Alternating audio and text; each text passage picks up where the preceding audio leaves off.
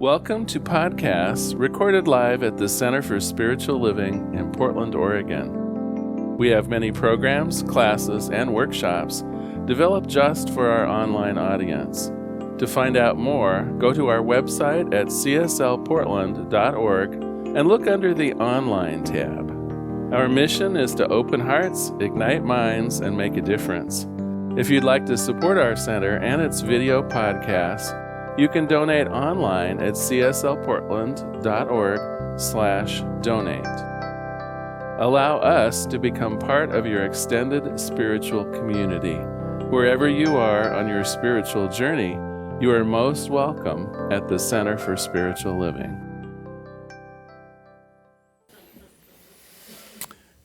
So this month, actually, we're going to be talking about the idea of community. And I want to start us off with a discussion of what a spiritual community is. Sort of why do we exist? Why aren't we off at home meditating? You know, why on a Sunday morning would we choose to be here together, both virtually and in person? What is it about a spiritual community that's important? Why is it something that's difficult to achieve on our own, and so forth? That is the key of this month. And I want to start with maybe a little bit of a loaded question. Remember I'm trying to remember whether it was the 70s or the 80s where really the idea of rugged individualism was so well promoted. We had the Marlboro Man. We had that idea of, the Lone Rangers swooping into town and taking care of business. We had the people going out, leaving the city behind and building their own little utopias where they took care of everything from drilling the wells and, setting up the households. Really that idea that a person could accomplish anything and everything all by themselves. And I got to tell you, it kind of messed up people a little bit, didn't it? You had people that thought they had to be responsible for everything. And I got to tell you, it caused some heartache. And in fact, I would suggest it's still causing some heartache. One of the things I ran across this week while I was studying this topic of community was an article from the LA Times. And I thought it was interesting. The title of it is, U.S. Individualism Isn't Rugged, It's Toxic, and It's Killing Us. And it goes on to talk about some of the things that have happened during our couple of years of experiencing COVID, of people feeling that their rights were taken away from them because they were asked to wear masks, or that somehow their individualism was at stake by having recommendations of vaccines and things like that. And it was interesting because the article really feels that it's fueled by the belief that these measures represent an undue restriction on individual freedom. And there's a quote from San Francisco giant slugger Aubrey Huff, who said in a Twitter post, just because others may be susceptible to the disease doesn't mean that my world has to shut down. He added that he would rather die from coronavirus than wear a damn mask. And I thought it was just interesting. I mean, we all have our own ideas about mask wearing. We all have our own ideas about whether getting the shot is appropriate or not. And I honor everybody's personal take on these things. But at the same time, the article really offers up an idea of rugged individualism, or are we here to care for one another? And what's more important? Is it more important that I personally succeed and get what I want? Or is it more important that we all work together so that most people succeed? Have you thought about that one for a minute? I'm going to tell you right up front, that's going to be your homework for this week. So know that you're not getting off scot-free homework-wise. But kind of where are you on that continuum? How willing are you to do for other people, even if it seems like it's at your own convenience, even if it seems like it's maybe etching away at what you consider to be a personal freedom. And I would say, we've had lots of examples of this, right? Remember when I think over half of Americans were smokers, and they started relegating the smokers to be the other, right? And, first the Clean Air Acts come in, and people are relegated out into little porches outside and things like that. For those of you who were a smoker, didn't it feel like your personal freedoms were being taken away from you? And yet, at the same time, all of the evidence was there, right? My smoking can harm other people. And so most people, maybe initially begrudgingly, but pretty willingly also said, no, it's okay. I don't mind going outside. It's probably appropriate. I am here to make sure that my family and my friends are safe. And so I'm going to do what's right. Now, the reason I bring this up in a conversation around community is that there are sort of three ways of looking at how we relate to one another. One is the rugged individualist. It's that idea of being completely independent. I will take care of myself. I will do for myself. I don't need any help. I'm not dependent upon anything. And then there's the other extreme, the person who's completely dependent, who, doesn't have a job, who takes their cues from other people, the person that really needs help or chooses to get help in almost everything in their lives. And I would suggest both of those extremes, and they are extremes, are places of crazy-makingness, right? It's like, if you really think about it, neither of those two ends of the spectrum are a wholesome way to live. But I think rather than thinking that you want to end up in the middle, let's look at a third option. So we have independent and we have dependent. What about interdependent? And I think that's a little bit of a different place than just in the middle between independent and dependent. I think it acknowledges that we all have a part to play in the care and the success of one another. That we all can choose to be in a community, in an environment where we both help and we receive help. And that it's freely done. It's not necessarily that idea of, well, if you do this for me, then I will help you with that. It's more the idea of, no, I have my special talents and I'm here to share them. And I know that when I have a need that is awkward or difficult for me to fulfill, someone will likewise step forward and help me with that. And we'll do it in a way that is lovely, right? Not transactional, not oh my gosh, I'll pay you $50 if, you mow the lawn because I can't get to that anymore, right? It's like, no, we're here for one another. We're interdependent.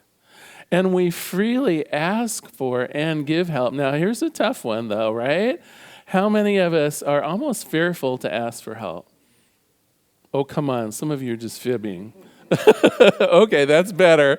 That's better. It's very natural. About half of Americans, and that was about what, after I shamed you a little bit, that's about what we were here in the sanctuary today too.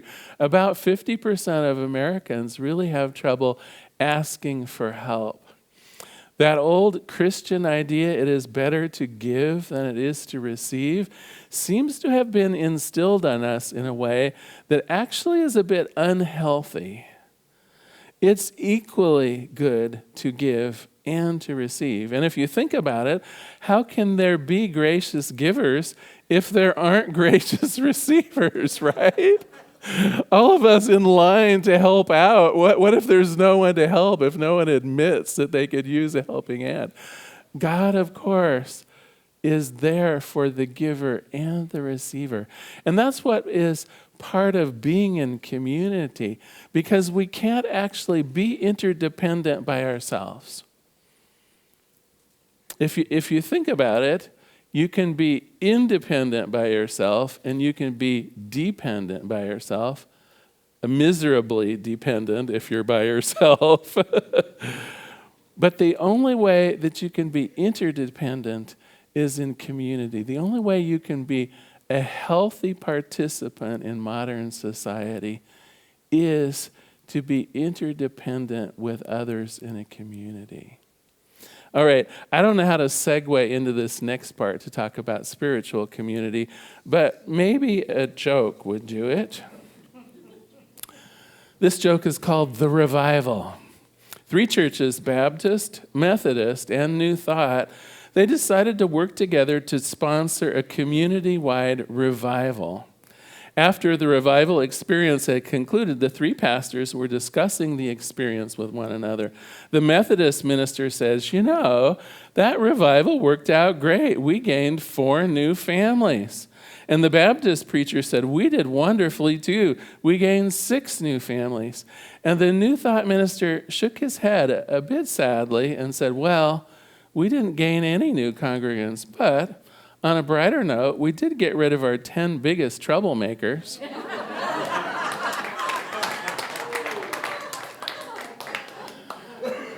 And so, yeah, we laugh, but now let's groan, okay?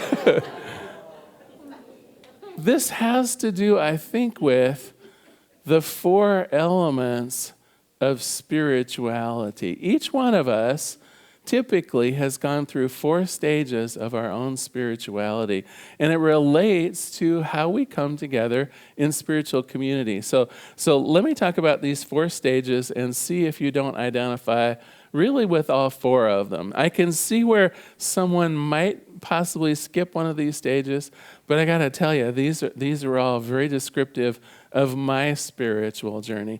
So first of all, there's the undeveloped stage, which is true for most children. There's a kind of a willful, self-serving, sometimes even antisocial aspect to it. Children and adults tend to fall into this category. It's really a pre-spiritual awareness stage. There's no particular thought to anything above yourself, other than maybe your immediate family members, right? There's not really that awareness of something greater than yourself or a higher power. Okay, then typically those same children or young adults often get introduced to a formal and institutional stage, right? That's where the kids first go off to Sunday school, typically. Or maybe, and it doesn't, have to at all be in the Christian tradition, really any tradition where the kids or young adults are enrolled in a well-developed spiritual tradition. Then what tends to happen, and this makes sense too, as kids grow, don't they become, Don't they become skeptical around everything that was good and well for their parents? Right? That individualization stage where they want to find out for themselves. And so that maps into a seeker stage for young adults and adults in their middle years. They're skeptical. They may reject the form of their initial religious training. They want to find out more. And often some of those religions, those source religions, don't really like having to answer those kinds of questions. And so what typically can happen is a withdrawal from spiritual community in that stage. Well, people kind of find themselves at sea a bit. What does it mean to have a higher power? You might have heard it described as spiritual but not religious too. The idea, well, I know that there's something more than just myself, some kind of a higher power, but I don't really know what it is. And I'm pretty sure it wasn't that other thing.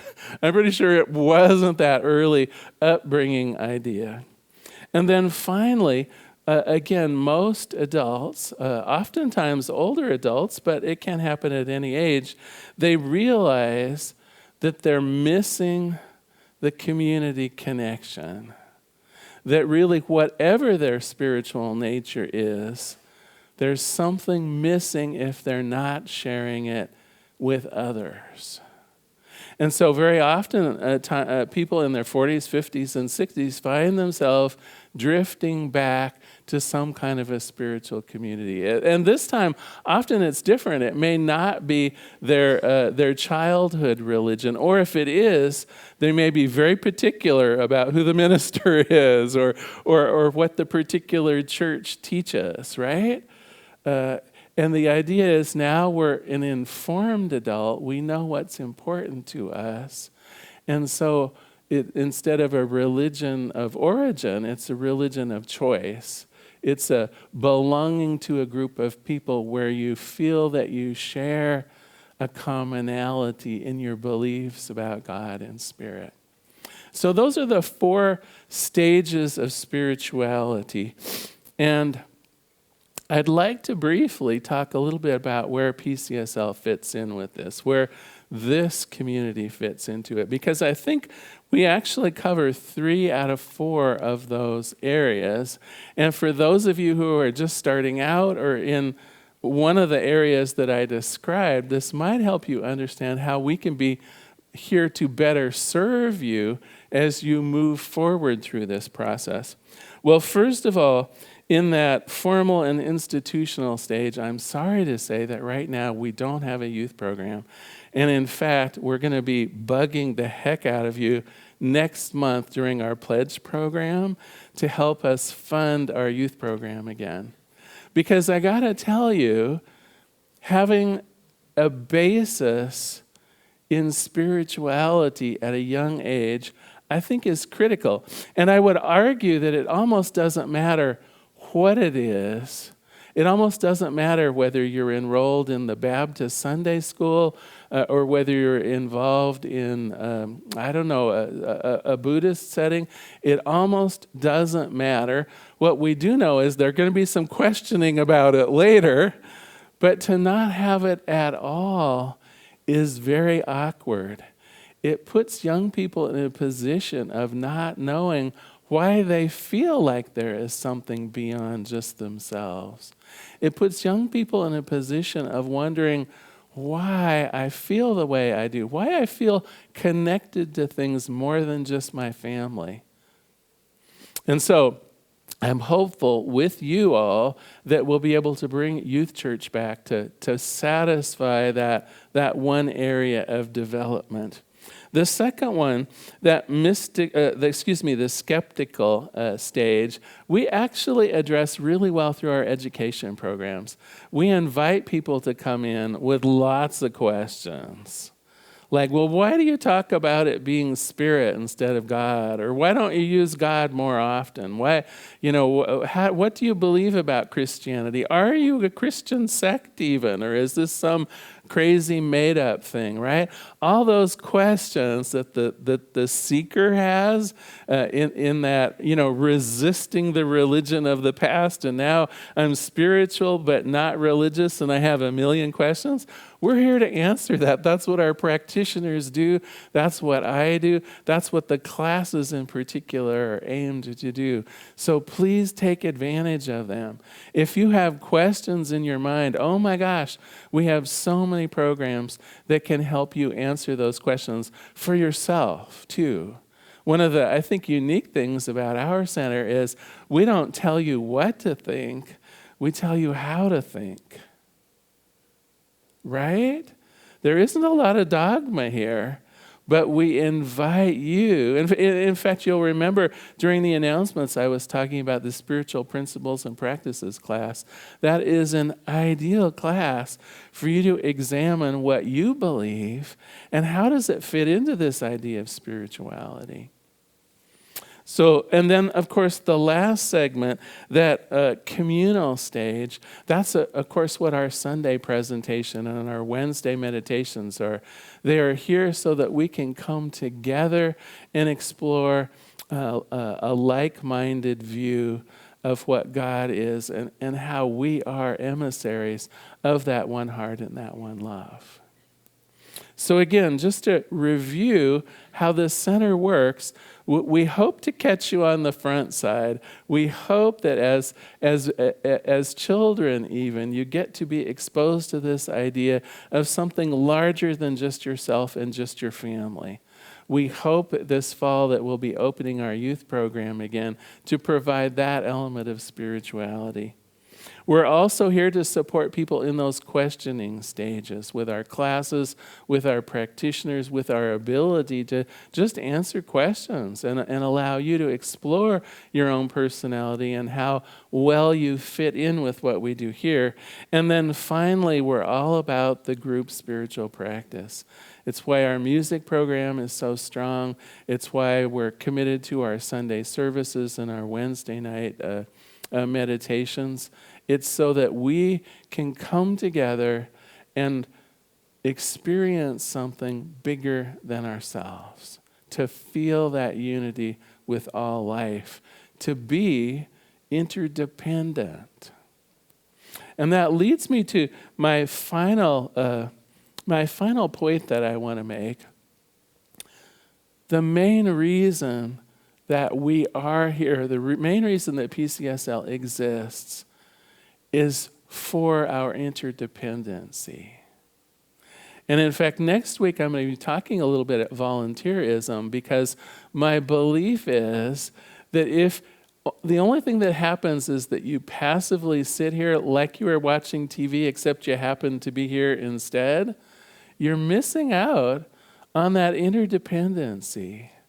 We are here to support one another. And the way that we do that, first of all, is by getting to know you. So please linger after the services. Take advantage of some of the other things that happen, not just on Sundays. Let us get to know you so that we can be here for you. During the pandemic, we were buying and helping people with their shopping who were maybe a little frightened to go out in the first stages of the pandemic when the disease was in its most deadly form. We did shopping for people. We were helping people with doctor's appointments. We continue to do pastoral care for folks. We were interested and concerned about people when we don't see them for a few Sundays. There is an interdependency here. There is how do I want to put it? Well, actually, I know how to put it. When you first walk in, what do you see? Portland Center for Spiritual Living, welcome home. Now, some of you will say, well, this isn't quite like home. And I know what you mean. And on the other hand, it's almost like home the way I wish it was. At least the promise of that. The promise is we are here for you, and we know that you are going to be here for us. That idea of interdependence. So I invite you, as part of that idea of interdependence, to become involved. Hang out with lunch with Reverend Larry on Friday afternoons. Participate in our Wednesday night meditation. Linger after the services. Introduce yourself. Get to know people. Be vulnerable. All right, I said the scary word, right? Because I have noticed, especially when people are new, they're a little shy about saying really who they are. They'll say maybe what they represent or what their profession is. It's actually okay to be pretty vulnerable here. It really is. Let us know what's really going on. If there is something in your life where you could use a little extra help, whether it's finding out what this idea of spirit means to you, whether it's someone to help take you to doctor's appointments, it doesn't really matter what.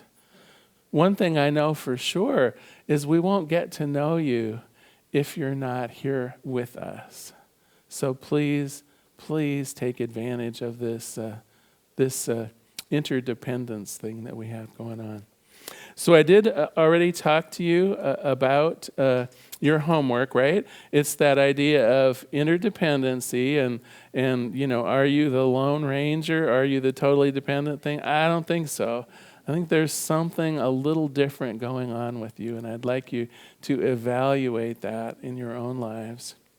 And I'm going to close today Instead of a reading from a book, I would like to just tell you my journey here at PCSL through these stages of development, and end with a prayer.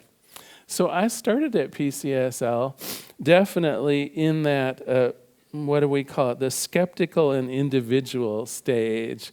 I had been raised in the Presbyterian church, and by the time I was a teenager, I was asking questions that no one there wanted to answer. Honestly, I was asking questions like, well, it almost sounds like you don't think that the Jews are going to go to heaven. It almost sounds like you think that we're the tribe that's making it, and everybody else isn't quite good enough. And oh my, these were questions that were not welcome at all. And so I stopped going to church, but there was that idea in me that there was something just greater than myself. And at first I thought it had to do with nature. At first I think I was becoming a little bit of the nature boy, right? Hanging out in the forest and feeling the strength of the trees and nature around me. And that, it made sense. It filled that certain part of my sense of unity. But it wasn't the answer. It gave me that kind of numinous experience of, oh my gosh, if you can't see God out in the middle of, an old growth forest, well then, you can't see God because it is so apparent there. But it also niggled away at me. There's something more than this too. Shouldn't Spirit be available everywhere? And then I have to tell you, it wasn't until I got involved in AA, suffering from alcoholism and willing to be vulnerable in that way, to admit that I was powerless over alcohol, and to begin working the steps, that I realized, well, wait a minute, there's this higher power that they're talking about.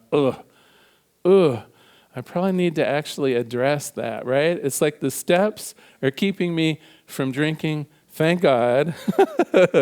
but I'm probably not going to go to these meetings for the rest of my life. Not that there's anything wrong with people that do that, but what I realized was, no. There's something beyond myself that really is the resolution to this drinking thing. And so many of the guys that were in my various meetings, were involved in a religion or a spiritual path of some sort. So anyway, I found myself at PCSL and definitely in that skeptical and individual stage. And one of the first things I did, I can't believe it, I think it was like on the third Sunday I came, I signed up for the foundations class. Because I was going to grill, I was absolutely going to grill the instructor, Well, why do you believe in Easter? And blah, blah, blah, blah, blah, blah. And she was so kind and so gentle and answered all of my questions. And after about 4 weeks of the 10-week class, I went, oh my gosh, just about everybody in this place believes what I believe.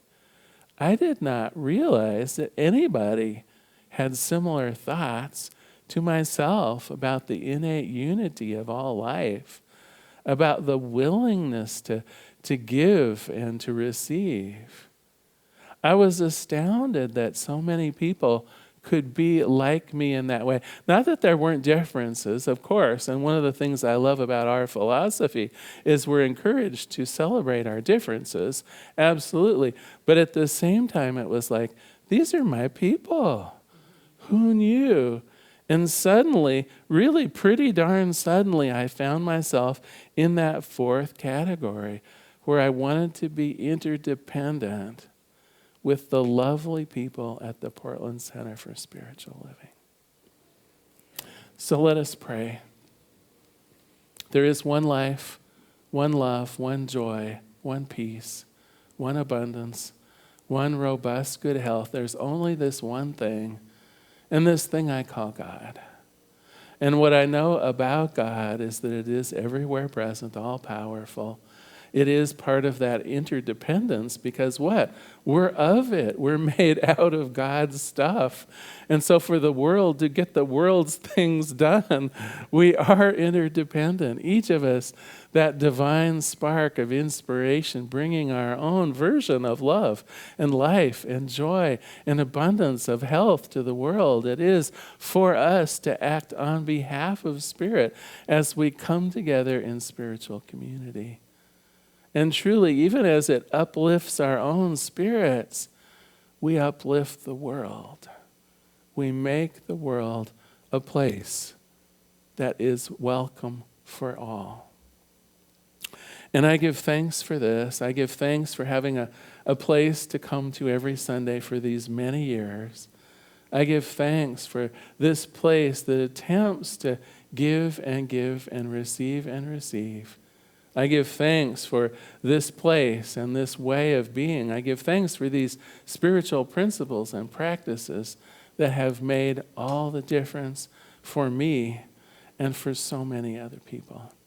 And so in gratitude, I let it be, and together we say, and so it is. Thank you so much. Thank you so much.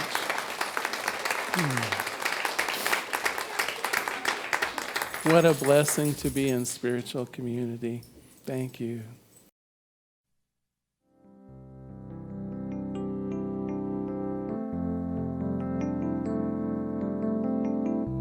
If you happen to be in the Portland, Oregon area, we'd love to have you visit in person. The Portland Center for Spiritual Living is located at 6211 Northeast Martin Luther King Jr. Boulevard. We have inspirational services at 9 a.m. and 11 a.m. every Sunday. We also have many programs, classes, and workshops developed just for our online audience. To find out more, go to our website at cslportland.org and look under the Online tab. We have a variety of content dedicated specifically for our online listeners. Our mission is to open hearts, ignite minds, and make a difference. If you'd like to support our center, you can donate online at cslportland.org/donate. Our website is also the place to learn more about what's going on at the center or to contact us. Allow us to become part of your extended spiritual community. Wherever you are on your spiritual journey, you are most welcome at the Center for Spiritual Living.